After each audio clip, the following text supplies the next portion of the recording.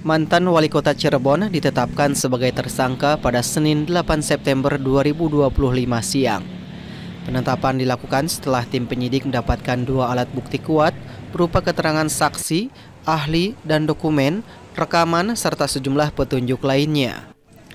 Kepala Kejaksaan Negeri Cirebon Muhammad Hamdan menyampaikan tersangka berstatus sebagai Wali Kota Cirebon saat proyek pembangunan multi-years gedung sekretariat daerah yang berlangsung sejak tahun 2016 hingga 2018 di Dinas Pekerjaan Umum dan Tata Ruang Kota Cirebon.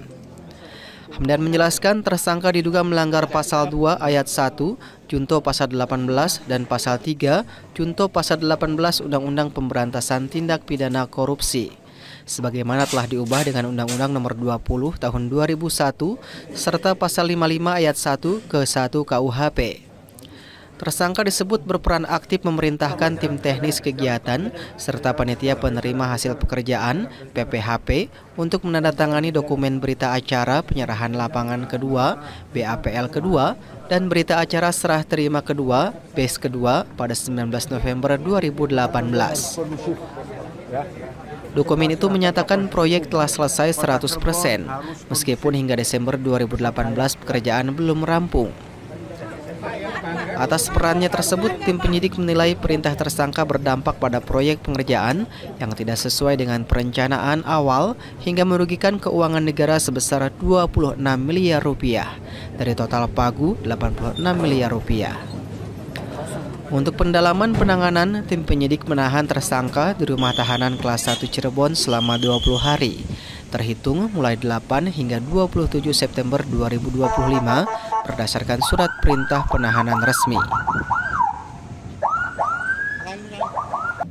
Bahwa untuk tersangka NA akan dilakukan penahanan di rumah tahanan kelas 1 Cirebon selama 20 hari ke depan. Akibat perbuatan para tersangka, karena para tersangka kan ada bersama tangannya dan kalau salah minggu lalu atau 2 minggu lalu telah kita tetapkan juga sebagai tersangka. Negara dirugikan 26 miliar 520 juta 54 ribu rupiah berdasarkan hasil audit dari BPKN. Demikian yang dapat saya sampaikan. Sementara itu, mantan Wali Kota Cirebon Nasruddin Aziz menyampaikan menyerahkan seluruh proses ini kepada penegak hukum. Dia hanya berpesan agar Kota Cirebon kondusif. Semua serahkan ke proses hukum. Kota Cirebon harus kondusif. Pesan saya, ya.